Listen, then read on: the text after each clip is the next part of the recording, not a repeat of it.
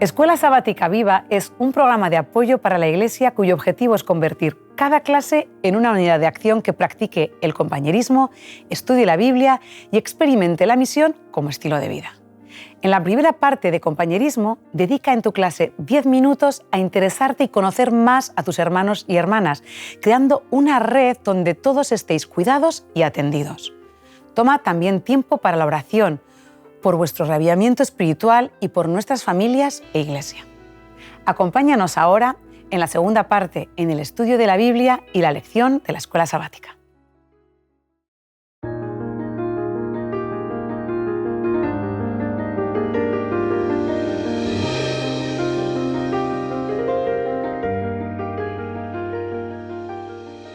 Bien, bienvenidos otra semana más, Lidia y Xavi. Gracias. Para considerar juntos ya el capítulo 3 de Daniel, la cuarta lección de Escuela Sabática Viva. Y como ya hemos iniciado la costumbre, pues vamos a hacer una pregunta y con ella daremos paso a las reflexiones que tenéis preparadas. ¿Por qué creéis que Dios hizo un milagro tan espectacular con los 3 compañeros de Daniel, tal y como se ve en este capítulo, y sin embargo no obró así antes con el profeta Isaías y después, por poner 2 ejemplos, con Juan el Bautista? ¿Por qué creéis que pueden ocurrir estas cosas? La verdad es que este capítulo tiene un final feliz y nos encanta cómo Dios vindica a los creyentes y a su fidelidad. Pero la realidad es que la mayoría de los casos no es así.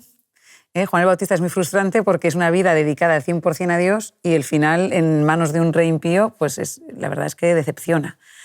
Pero es que Jesús mismo, el final que tuvo, él dice, el que quiera seguirme, tome su cruz y vengan pos de mí, ¿no? Que finalmente no es una vida, no es un camino de rosas, ¿no? Y es bonito recordar con esto, pues estaba pensando, porque sí, a veces nos planteamos, cuando nos pasan cosas, es injusto, pues si he sido fiel a ti, ¿no? Pero hay que tener en cuenta, a mí me gusta Romanos 8:28, cuando dice, estamos seguros además que todo colabora bien de los que aman a Dios, de los que han sido elegidos conforme a su designio. O sea, pase lo que pase, las cosas que nos pasen, hay que aceptarlas porque finalmente Dios dice que es para nosotros nuestro bien, ¿no? Aunque no sea lo que esperemos humanamente. Aunque nosotros no entendamos, exacto, Dios sí que entiende y sabe que es mejor en cada caso. Esa sería tu respuesta. Claro, porque es que es una pregunta que nos hacemos, que es muy lógica y todo el mundo se la hace. Incluso suele ser una pregunta que las personas que no creen acaban haciéndote, ¿no? O sea, ¿cómo puede ser que pasen estas cosas tan malas? Porque al final acabas yendo a ese punto, ¿no?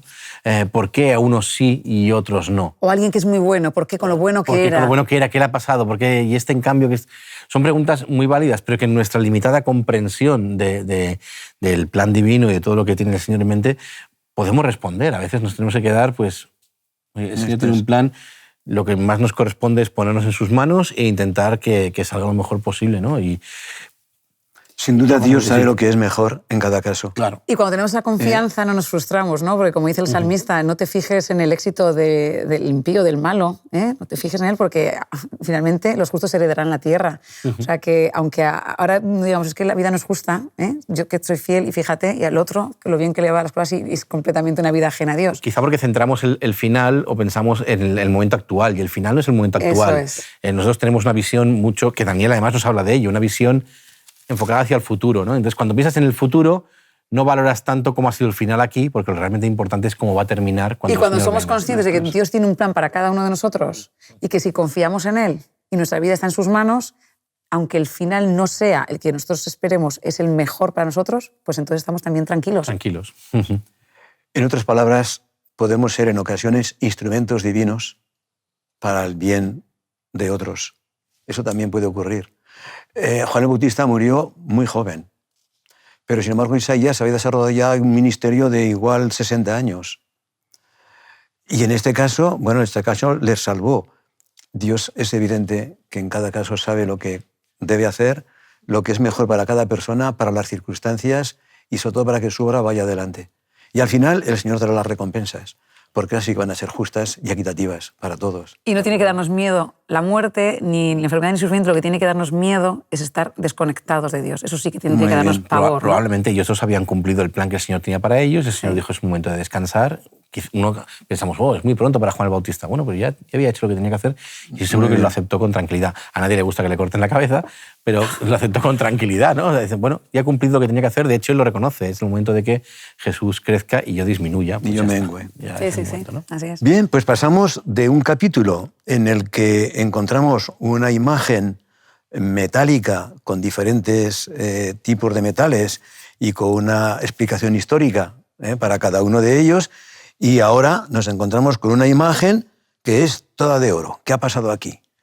Pues lo que hablábamos. ¿Qué podemos decir? Hablábamos de gente que no está dispuesta a asumir que el plan de Dios para él es un plan de Dios, no el plan tuyo. Y hay gente que se planifica y dice, pues no, lo voy a montar a mi imagen. Pero también choca, porque date cuenta, al final del otro capítulo, que acabamos de estudiar la semana pasada, es curioso la reacción que tiene de humillar su corazón, Nabucodonosor, ante el Dios y ante la revelación, pero es como que el corazón otra vez se le ha enfriado, se ha endurecido, se le ha olvidado, se le ha pasado y dice, pues no, yo quiero un plan mejor, ¿no? Es interesante que Nabucodonosor se encuentra ahora ante una tercera oportunidad de conocer al Dios verdadero, porque ha tenido ya dos. Sí. La primera, el encuentro con Daniel y sus compañeros, cuando se da cuenta que hay una diferencia notable en ellos. La segunda, bueno, la revelación que le da Daniel, y que Nabucodonosor entiende que es cierto lo que ha soñado, y bueno, luego como lo engrandece, lo reconoce, y humilló su corazón delante de Daniel en el capítulo 2. Pero ahora parece que ha pasado un tiempo, algunos comentaristas hablan de quizá un par de décadas, sabemos, pero lo cierto es que ahora él cree que Babilonia no debe tener fin. La imagen toda de oro. Yo creo que hay una razón para la cual no dar la fecha de cuándo sucedió esto. En el sentido de que nos pasa a todos en mayor o menor medida a veces que se nos enfría el corazón, ¿verdad? Hablamos, no sé si recordáis, la gente habla normalmente del primer amor con Dios, que es curioso que hayamos definido una fase de amor con Dios, ¿no? Primer amor genial y luego vamos descendiendo un poquito. Entonces, quizá Daniel no hace falta expresar cuándo fue, porque a todos nos puede pasar en un momento u otro que nuestro corazón se vaya enfriando y nos cuesta más, que Nabucodonosor lo lleva al extremo. Va a llevar a negar el plan de Dios totalmente. La situación económica, la situación política, la situación de poder de Nabucodonosor también es algo excepcional. Claro. Cuando tienes esa independencia, esa autonomía, no necesitas a Dios, también es más difícil doblegar. Claro, cuando todo va así de bien. Estamos hablando de una estatua que mide 27 metros de alto. No tendría que tener toda la forma seguramente humana, lo más probable si tuviera un pedestal muy alto como eran las estatuas. Es que se le llamaba estatua a todo. En la antigüedad, en todas las estelas, se le hablaba de ese estilo. Pero bueno, está en un lugar desconocido, el campo de Dura no sabemos realmente dónde está. Sí. Sabemos que está en Babilonia y sabemos que puede ser una fortaleza o puede ser un sitio amplio. Y allí tenemos esa estatua de 27 metros de alto y 2,7 metros de ancho más o menos. Por las proporciones parece que debe tener algún pedestal, porque si no, la relación altura-anchura no era adecuada. Correcto, esto era es 1,5. Y lo curioso es que, como mencionaba Lidia, en cuanto a la cultura babilónica a la que se enfrentaron Daniel y sus compañeros, ahí hay algo que tiene que ver con el sistema sexagesimal, Sí. Porque la estatua tenía 60 codos de altura y 6 codos de anchura. El 6 aparece ahí. Es curioso, hay cierta relación con el 666 de Apocalipsis. Cierta relación. Ahí se ve que es una cifra muy humana y que no es quizá muy perfecta. Pero en todo caso, esas son las medidas con las que fueron hechas en su sistema claro. Digámoslo, babilónico. Claro. Muy bien. Claro. Entonces, que... Babilónico, pero que ha llegado a nuestros días, que nosotros aún seguimos utilizándolo en algunas cosas, seguimos utilizando. Bueno, la división de la circunferencia, la hora, etcétera. Todo eso aún seguimos basándonos en... Muy bien. Entonces, ¿qué podemos añadir en cuanto a las instrucciones que fueron dadas en relación con esa imagen de oro que, sin duda, teniendo en cuenta que en aquel tiempo y en ese momento histórico la religión y la política estaban bastante relacionadas. Completamente. ¿Por qué esa forma de actuar para que todo el imperio, al menos los representantes más dignos, reconocieran la supremacía del rey y de la nación, ¿no? que fueran adoradas por medio de esa estatua? ¿Qué explicación podemos dar en función de lo que nos dice Daniel que ocurrió ahí? Porque había instrucciones para que cuando ciertos instrumentos sonasen, de acuerdo, todo el mundo doblase la rodilla ante aquella figura que representaba el poder de Babilonia, el imperio y la autoridad del rey. Y, por supuesto, pues la filosofía como imperio, ¿no? La ideología de la propia Babilonia. Todo eso había que plegarse ante ello. No hemos llegado aún a la época en que los reyes eran adorados como dioses, pero sí que Nabucodonosor aquí exige una especie de sumisión, una demostración de sumisión por parte de todos los oficiales que forman parte de su imperio. Quizá una forma indirecta de adoración. Va a ser igual. O sea, a fin de cuentas siguen siendo... Exacto, hemos hablado incluso cuando hablamos de la comida en las lecciones anteriores, cómo pasaba a través del rey. O sea, estaba presente ese elemento. Y Nabucodonosor lo quiere hacer aún más explícito, teniendo en cuenta además la pluralidad y la diversidad de la gente que compone su reino. O sea, se ha traído de Babilonia y de los países conquistados, se ha traído a mucha gente, con muchas religiones diferentes, con muchas culturas diferentes, y de repente los quiere unir en lo que realmente los une, que es su rey y ese imperio, y para eso hace una demostración general. Ya no solo del pueblo, sino sobre todo, porque lo menciona la Biblia, de aquellos oficiales que están al mando de las instituciones los que representan el país. Y es interesante, me llama la atención que estos compañeros de Daniel, Ananías, Misael y Azarías, saben a qué van y sin embargo van. No se precipitan.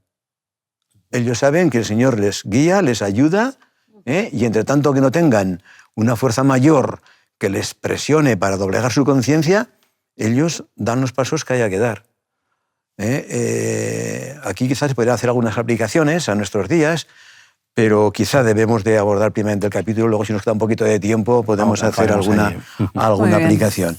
¿Qué pensáis en cuanto a la reacción que tuvieron aquellos, dice, algunos varones caldeos? Vinieron y acusaron maliciosamente a los judíos. El texto dice que los acusaron no como acto de fidelidad al rey, no como aquellos que quieren que las cosas se hagan con disciplina y bien, sino que los acusaron maliciosamente. Estos extranjeros, estos deportados, están ocupando aquí puestos de responsabilidad y ahora resulta que no están cumpliendo con las órdenes del rey. Rey para siempre vive. Tú, oh rey, has dado una ley que todo hombre, al oír el son de la bocina, de la flauta, etc., se postre y adore la estatua de oro. Y el que no se postre y adore, se ha echado dentro de un horno de fuego ardiendo. Tú has dado esta orden, se lo recuerdan, que aunque no sea una ley medo-persa, las leyes babilonias tenían el mismo sentido, debían de cumplirse.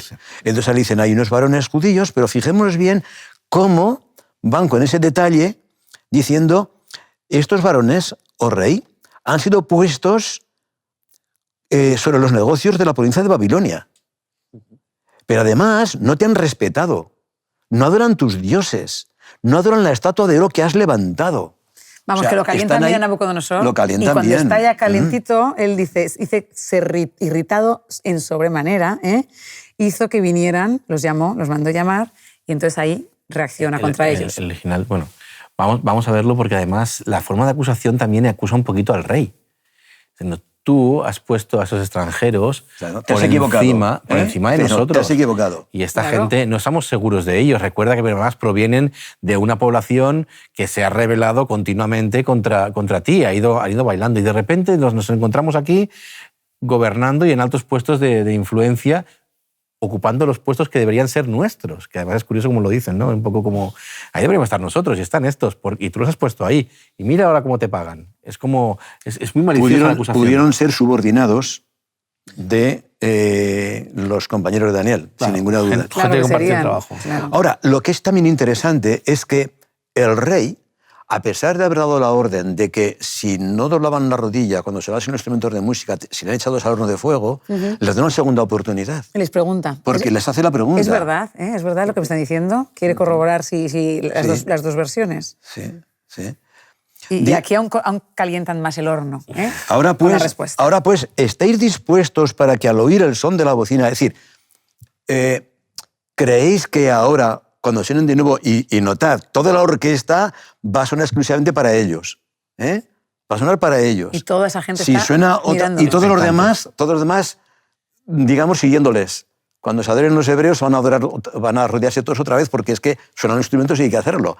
Es increíble. Y la respuesta de ellos, desde luego, muestra una fidelidad y una lealtad al Dios del cielo encomiable. Sí. Es una respuesta que, vamos, lo tenemos todos. Deberíamos leer los dos textos, sobre todo el 17 y el 18. Sí, en 3, 17 y 18 dice: «He aquí que nuestro Dios, a quien servimos, puede librarnos del horno de fuego encendido, y de tu mano, oh rey, nos librará. Y si no, haz saber, oh rey, que no serviremos a tus dioses, ni tampoco adoraremos la estatua que has levantado».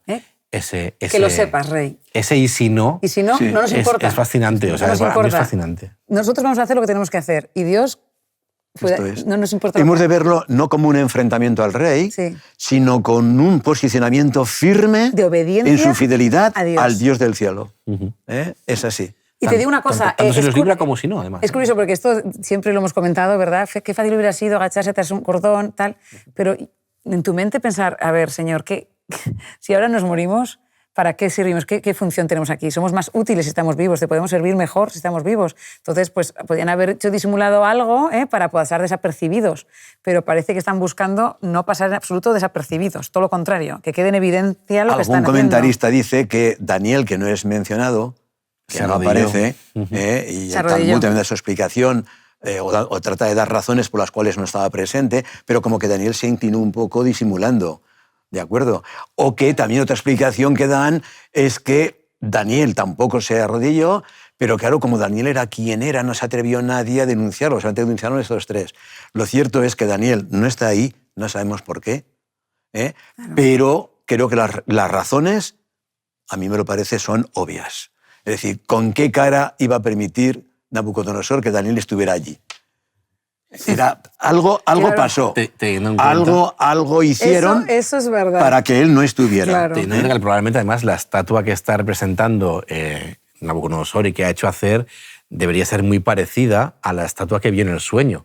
Claro, ¿con qué cara se presenta ante Daniel? Le dice, mira, aunque haya pasado mucho tiempo... Tú me diste una explicación y ahora póstrate ante esto. Ante esto diferente, ¿no? O sea, es muy raro que Daniel estuviera allí, tampoco el texto lo dice, no lo sabemos, así que los protagonistas en este caso son los tres amigos los que Y podían haberse arrodillado un poquito, pero yo creo que cuando hablamos con Dios o cuando tratamos con temas de Dios no hay términos medios, eso blanco o negro, o sea, o te arrodillas o no te arrodillas ante Dios, o te arrodillas o no te arrodillas ante los ídolos, ¿no? O sea, no hay una gama de grises. No, Señor, yo puse solo una rodillita en tierra. Pero nos gusta pensar que sí, que existe. A veces creemos que sí, intentamos forzar las normas para intentarlo, pero el Señor te dice claramente que eso no es posible y en la historia se demuestra. ¿Estás conmigo o estás contra mí? No hay más. Desde luego la reacción de Nabucodonosor cuando dice que se llenó de ira, que se demudó su aspecto de su rostro, demuestra que había mucho orgullo ahí. Sí. Y demuestra también que en contraste con el sueño que le reveló Daniel, que había tenido y que Daniel se lo explicó, que por cierto, haciendo referencia al capítulo 2, sabemos que Hesíodo dio una explicación de las edades del hombre pasando de 4 etapas del oro al hierro. Los mismos elementos. Luego se habló también de los héroes entre el bronce y el hierro, pero había 4 metales que son los mismos, que nos hace pensar que quizá el Señor, al mostrarle la sucesión de reinos y los derroteros de la historia, se refirió a aquello que ya era conocido para darle una explicación de lo que él tenía que entender. Pero que Nabucodonosor aquí se revela. Y de alguna manera el orgullo vuelve a aflorar en su vida y en su corazón. Dice, ¿cómo que oro, plata, bronce? No, toda de oro. Babilonia no tiene fin.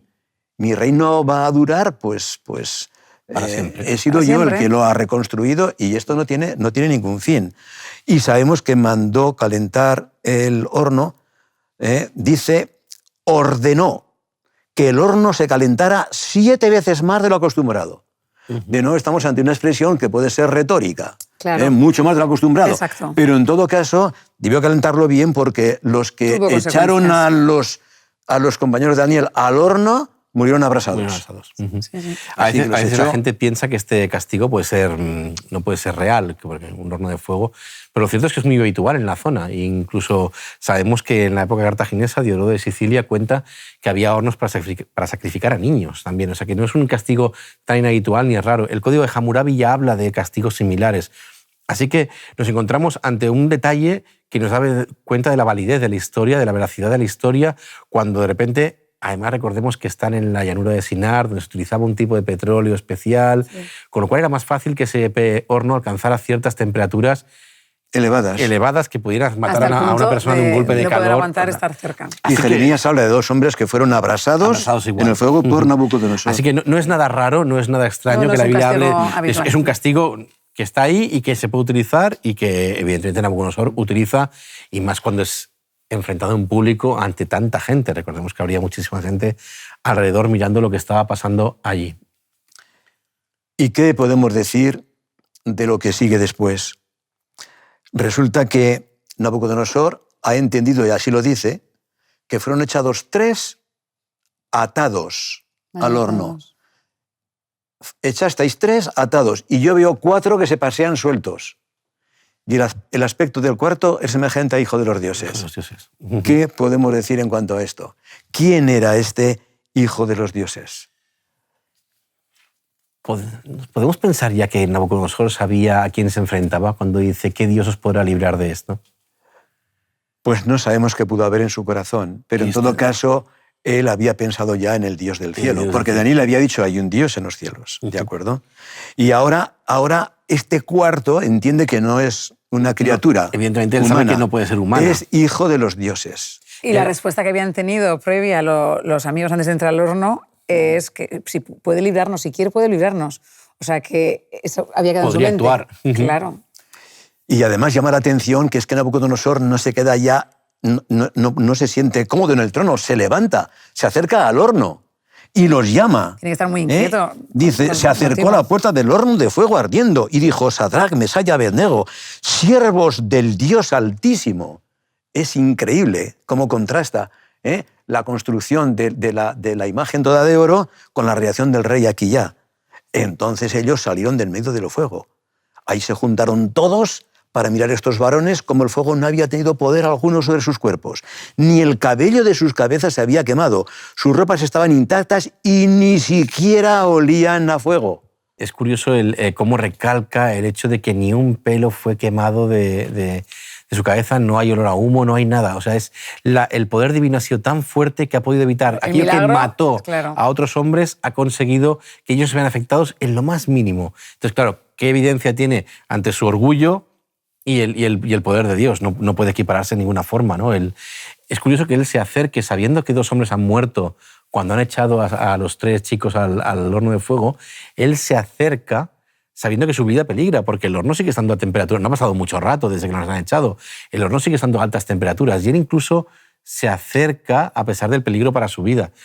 ¿Qué está pasando aquí? ¿No? O sea, es una reacción, es evidente que sabe que algo divino está sucediendo allí y reconoce en ese Dios del cielo al cuarto hombre que está caminando allí. Claro. Es indudable. Ya cuando los llama, les dice siervos del Dios Altísimo. O sea que su reconocimiento final está aquí ya preanunciado. Entonces dice, bendito sea el Dios de ellos, de Sadrach, Mesach y Abednego, que envió su ángel, su mensajero. En este caso nosotros entendemos que es el Hijo del Hombre, el príncipe de los príncipes, el Hijo de Dios. Sí. Y que no y libró a sus siervos que confiaron en él, y que no cumplieron el edicto del rey, y entregaron sus cuerpos antes que servir y adorar a otro Dios que su Dios. Está alabándolos por no haber obedecido su edicto, el propio Nabucodonosor. Por lo tanto, decreto que todo pueblo, nación o lengua que dijere blasfemia contra el Dios de Sadrach, Mesach y Abednego sea descuartizado y su casa convertida en muradar, por cuanto no hay Dios que pueda librar como este. Aquí se le va un poquito la mano. Sí, ya, otra vez medidas demasiado drásticas. Sí. Pero me encanta este capítulo porque empieza de una forma muy dura, de una forma muy triste, un edicto que obedeces al rey o tu vida pues, peligra, ¿no? Y empieza de una forma terrible y termina de un final inesperado. ¿Quién se iba a imaginar de los que estaban en esa planicie que iba a terminar así el episodio, ¿verdad? Y lo que decíamos, es una historia con final feliz. Cuando Dios vindica al creyente, cuando Dios delante de todos le deja como, no, estoy con ellos, no están solos, no son unos 3 pringadillos, no, es que ellos son míos, son ¿no? mis hijos. Yo los cuido. Exacto. Y el Dios del cielo, por medio de ellos, se reivindica a sí mismo. su justicia y su amor por la humanidad y por el propio rey, sin ninguna duda, y por todos los que están presenciando aquello, porque es un testimonio para que todo aquel que quiera aceptar, porque la orden que da el rey va en esa dirección. Esto hemos de verlo así. Y hemos de ver también, creo que debemos verlo así, que así como Daniel tiene profecías, hemos visto la del capítulo 2, vamos a ver otras, tiene también relatos históricos. Pero estos relatos históricos tienen cierto sabor profético, porque tienen un valor típico que de forma antitípica se cumplirán en tiempos que están llegando o que van a llegar, ¿de acuerdo? De modo que si el pueblo de Dios afronta en algún momento pues ciertas etapas de dificultad, hemos de pensar en qué pasó aquí para entender cómo actuará Dios en los tiempos finales. Es su mismo pueblo, es el mismo Dios, ¿de acuerdo? Y va a ser la misma actuación para protegernos de todos aquellos, o para proteger a su pueblo de todos aquellos que quieran hacerle algún tipo de daño. No sé si queréis dar lectura a la frase final o tenéis algún comentario que queréis todavía añadir. Me gustaría, sobre todo, de esta clase subrayar la fidelidad, ¿no? La fidelidad es algo que está completamente infravalorado, ha pasado de moda. Estamos en una sociedad en la que no existe, y es curioso cómo Dios, al pueblo que los libera de la esclavitud, les pide que no adoren a otros, que los quiere en exclusividad, ¿no? Y es justo. Y yo lo pensaba y decía, pues fíjate, ¿qué es lo que hace falta para que alguien pueda dar exclusividad a otro? Todos los seres humanos también lo queremos, ¿eh? Nuestras parejas también queremos exclusividad, aunque ahora esté muy de moda el poliamor y estas cosas. Queremos exclusividad, pero hace falta amar a alguien con todo tu corazón, ¿no? Y entonces yo digo, cuando Dios nos pide fidelidad y exclusividad, lo que nos pide es que lo queramos de esa manera. Y entonces pues será fácil ser fiel hasta ese punto, ¿no? Y por otra parte, podemos pensar que los ídolos pues, están ya desfasados, ¿verdad? Que ya no... No, pero es actualísimo. Actualísimo. Puede haber idolatría en el corazón del ser humano en nuestros días. No. Calvino afirma que la mente humana es una fábrica de ídolos. Así es. Así que podemos constantemente generar ídolos de todo. A mí me gusta la idea de, si eres fiel, es una frase que me ha quedado muchas veces, ¿no? El Señor no va a quitar los fuegos de tu vida, pero te acompañará a través de ellos. Y es una cosa que siempre me da esperanza, a mí, que intento transmitir a las personas, ¿no? O sea, el Señor no va a apartar los fuegos, pero siempre va a estar ahí. Muy apropiado para este apartado. Y la frase para terminar es que se cumple literalmente en este capítulo. Es un versículo precioso. Pues hazla. Dice, cuando pases por las aguas yo estaré contigo, y si por los ríos no te anegarán. Cuando pases por el fuego no te quemarás, ni la llama arderá en ti. Esto está en Isaías 43:2. Isaías había dicho eso unos 150 años antes y se cumplió literalmente en este caso. Sí. Una vez más, muchas gracias por vuestra colaboración y participación. Un placer Y escucharos. quedamos emplazados para el próximo tema de la próxima semana. Muy bien. Nos vemos. Gracias. En la tercera parte de la Escuela Sabática Viva, usa 10 minutos y analiza. ¿Cómo podemos aplicar lo estudiado? ¿De qué manera puedes compartir tu esperanza con las personas que te rodean? Animamos a cada unidad de acción a tener una experiencia más allá del sábado. Cread vuestro propio proyecto misionero. Programad en vuestras casas reuniones para orar y confraternizar. Buscad un tiempo en la semana o el sábado por la tarde. Gracias por acompañarnos hasta aquí y querer que tu escuela sabática sea un proyecto lleno de vida. Nos vemos la semana que viene.